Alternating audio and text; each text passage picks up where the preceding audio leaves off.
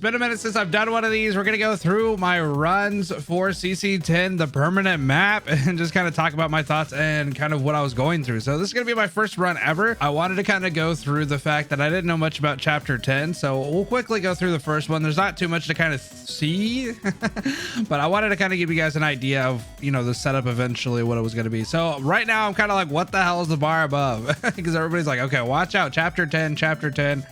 I just got to chapter 8, so I'm not too familiar with like the gimmicks and stuff like that. And then I kind of figured out here, I was like, okay, so I pushed down a unit and I saw the little blinking and I was like, okay, this has to be some sort of AoE attack, some sort of bomb or something, because there's no way that I have a target with an AoE effect with this like kind of outline and it's not going to destroy all my units. I know how Arknights works, but I was like, you know what, let's just see what's going on.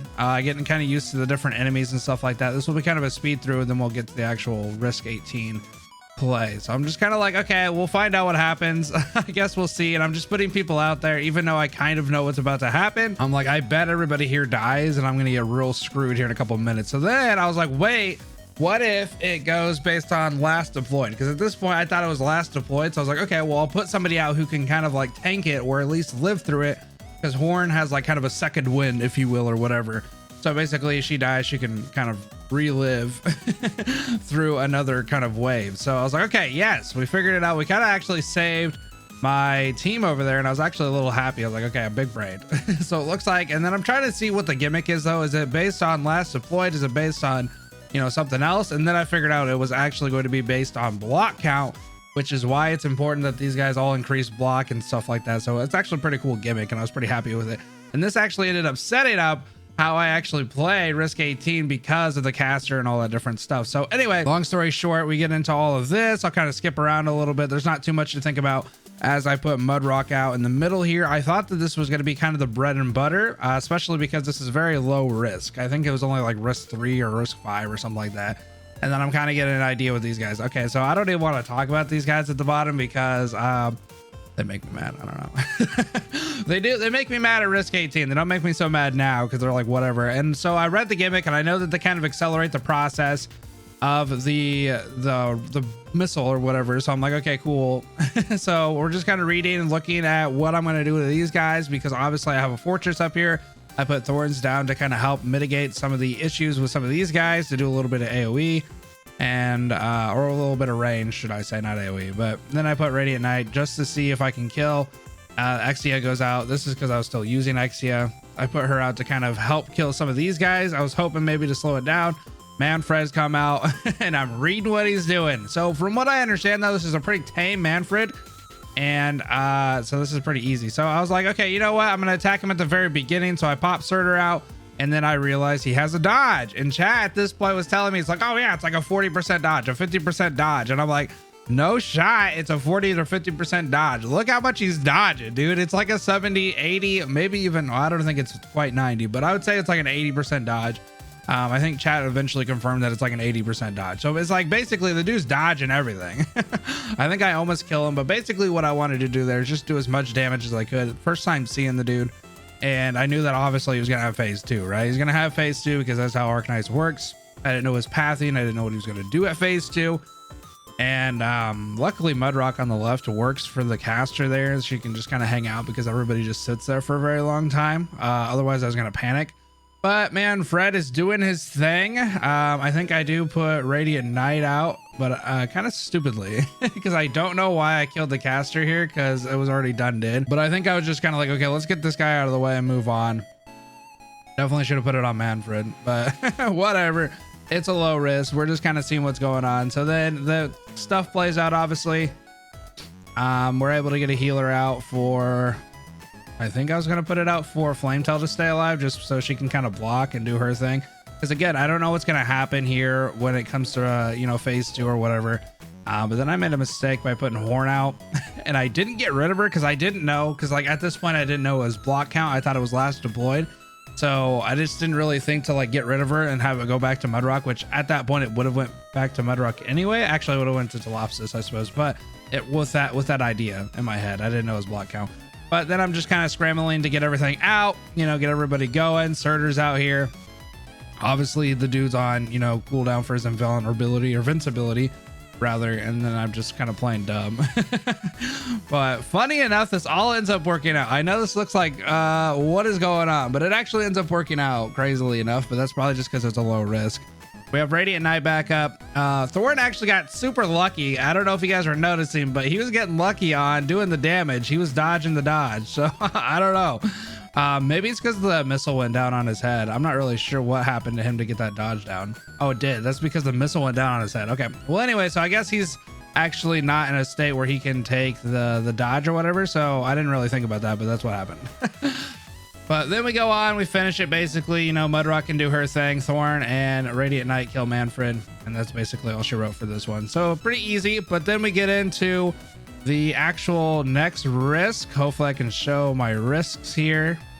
We decided to take basically everything but attack and health. I tried to do as little as I could to make negative attack and negative HP. So we just kind of took a couple freebies on the left there, and then I think we took like max reduce and stuff like that. I did not take the redeployment tag of like, what was it, like plus 75% when everybody dies. That screwed me over so much. Everybody would say that was a free tag. It was not a free tag.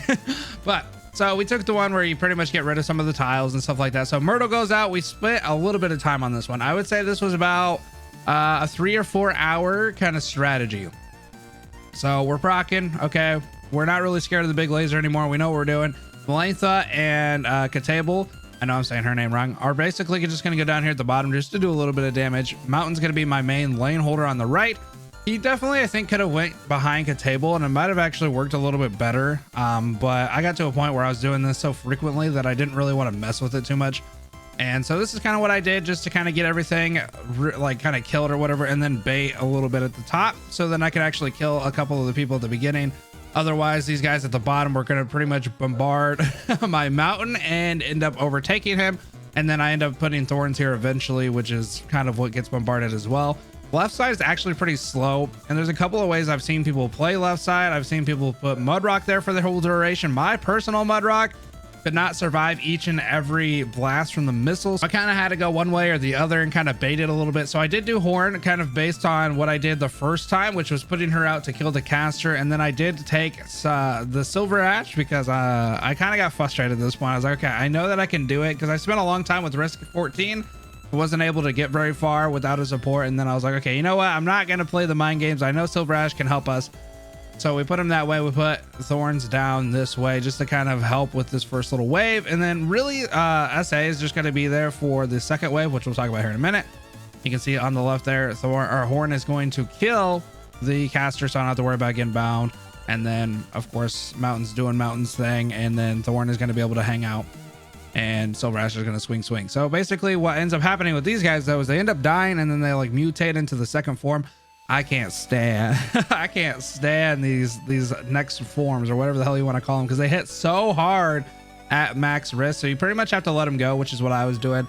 And at this point I was pretty much ignoring Manfred because we were going to use Radiant Knight with true damage skill 3 to take him out basically, or try to do as much damage as possible.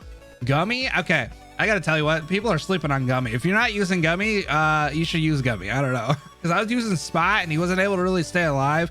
But we got Gummy out here and she's a champ, and then I have Surtur behind to kill these two, and then kind of just help whenever they go down into the next level as well, because they turn into like smaller slugs. I don't know what the hell you want to call them. But Gummy was able to kind of hang out here for a bit. Now she couldn't have hung out like very long if it wasn't for Surtur killing, but Spot would have died within like a hit.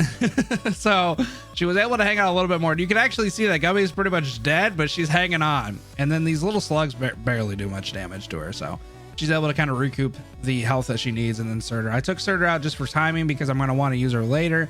And then I put Radiant Knight out at this point. Now I do think I put her out a little bit too late because I need a little bit of time to build her skill 3, but we'll have Melantha and she'll be able to bait a little bit for us, take a couple of hits, and then get that skill 3 out. Horn is still doing her thing. She's pretty good. She's able to actually go and kill both casters here, so I don't have to worry about anybody getting bound.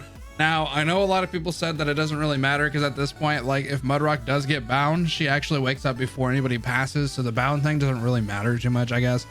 But I don't like the overall damage and stuff. And I just, like I said earlier, my Mudrock just can't really handle being over there with all the pressure. And eventually when we get to kind of the phase 2, when he's going in transition to phase 2, the little drones end up killing Mudrock for the most part, or doing a lot of damage. So that's just kind of why I started using horn here. So anyway, true damage on Radiant Knight. We're gonna spocky to bonky to bonk bonk on Manfred. Like I said, I think a lot of people are saying that this is kind of like the tamer version, so I can't wait for chapter 10. But you know, we beat the hell out of him, did our thing, got Radiant Knight out there, so then we could hopefully recoup on that. And then for now, we just kind of hang out, because as long as people are on the vent, it doesn't really matter about the bomb, because it won't go off until somebody's out. So we can kind of choose when we're gonna actually have that go off. And so I'm just kind of getting everybody ready, and they're also invis, so they won't get targeted by Manfred. Kind of explain this, like, if you don't know. But then I get her ready, basically, because Gummy's about to get smacked very hard, but I'm also trying to bait the drones a bit so I can keep my silence alive, because Mountain's about to have to 1v2 these dudes, and it's Mountain's a boy. I upgraded him to level 90 E2 for this, and he actually did quite well, but it's hard for him to kind of stay alive. So I'm trying to think, like, do I do it on Surtur? Do I do it on a Mountain? So I decided to do it on a Mountain. I know that I'm going to get procced by the bomb, but I have an idea for that. And really at this point, I'm just trying to do as much damage as I can, just because I know these guys walk around again. Manfred is obviously just going to do his route. And I know that for a fact that, like, you know, I'm going to have to let these guys pass or whatever, but I'm trying to build a little bit of time, do as much damage as I can, keep Mountain alive. And then at this point I have to make a decision, because my silence was gonna die, so then I got rid of silence instead of just putting down, I don't know, mud rock or some shit. But it was kind of a heated moment because I didn't know what I was gonna do. So of course I'm like, okay, we'll let him walk. I'm kind of scared because I think Mountain's gonna die. I'm pretty sure Mountain does die. So yeah, Mountain dies, they move on. And at this point I'm like, okay, what if though? And I start having a big brain moment. I'm like, what if I can get everybody kind of huddled up in the middle and hit them with a bomb? Because if you hit them with the bomb, they die, and you don't have to worry about it. Plus you can stun Manfred, which wasn't really the point. It was really just to kill the two guys. So now I'm like, okay, now I can stall. So we're gonna use Flametail bait, sad Flametail Flametail hours. But basically then I use Myrtle to pop the bomb, and I'm like, what if Myrtle had that dog at her? Myrtle kills everybody, and Manfred is pretty much stunned here. And that's not really the point, but I'm trying to decide, like, whether I should actually hit him with something, like maybe throw Radiant Knight, even though she's on skill 2, or maybe Silver Ash to do a little bit of damage. I'm like, ooh, I don't know, he's stunned, I could do some damage. Talking to chat a little bit, then I actually decide, I'm like, you know what if I put Silver Ash out on the vent facing right, and I because at this point he's eventually going to be out of it and he's going to go back to dodge status. But I'm like, what if Silver Ash had that dog in him and he hit past the dodge? So I did it. He's gonna do a little bit of damage, but obviously he's not gonna do very much damage, and then the dodge come back up. So I'm like, it's pretty much like a risk, because it's, you know, you can miss a bunch of hits. Well, I'm like, bam, bam, bam, and he's hitting, dude. He's hitting. I put Mud Rock on the left.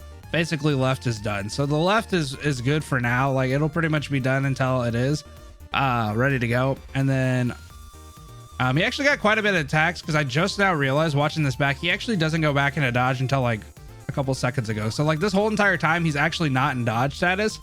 So Silver Ash landing here was actually kind of a good idea, because I did a massive amount of damage, and then right now is when he goes back into dodge. I just realized that. But so basically I was able to get pretty lucky on that. And then I'm just kind of waiting for the guys at the bottom, and I'm like, okay, well now I have to get kind of re-upped for them. And Mudrock over there doing Mudrock things. So like I said, Mudrock was able probably to do the left side if I had her like M3 and just kind of maxed out to the max. She probably could hang out there for a bit, but I didn't mind putting Ornn out. I think that's a pretty good strategy. And then at this point, I just pretty much put some people out for these bottom guys. Super weak. They're super weak, but they do like kind of go back into the slug. So you have to be kind of careful on how you block them and make sure that nobody's going to die from it, which at this point I spent so many hours, man. I just didn't want to lose. And my DP at this point, you can see that it's a little bit low, which at this point I could have got rid of Mudrock or whatever. But yeah, so this is pretty much the end of it. Mountain's going to beat the hell out of it. Surtur's going to do her thing. And Surtur was kind of overkill, but whatever. You know, I would rather do overkill, get rid of Gummy, because she was going to proc the bomb. And oh yeah, no, that's why I kept Mudrock out, because originally I was going to get rid of Mudrock for DP to get like Mountain or somebody out, but I kept getting killed by the missile, because like, you know, if Mudrock wasn't out, then it would proc like Mountain, because he's a 2-block plus his, you know, skill or whatever. So then it's just like that kept killing my whole entire crew. So I kept putting Mudrock and leaving her out, so then she would tank that and then go for that. That's why I got rid of Gummy. But yeah, then Mountain's gonna sit here and beat the hell out of it, and then Radiant Knight because she's the girl and she did the work. So yeah, that was a pretty easy risk 18, but it took me a long time. It took me a lot of hours to do it. So I'm pretty happy with this one. Overall, I would say CC10 was actually a lot more challenging than I expected. A lot of people said it was going to be pretty easy. I don't know if that's just because like where I was at personally, that I hadn't done chapter 10. I didn't really know too much about the gimmicks. If you know about chapter 10, probably not that hard for you, but I gotta say I thought it was harder than CC9, but that's just my experience.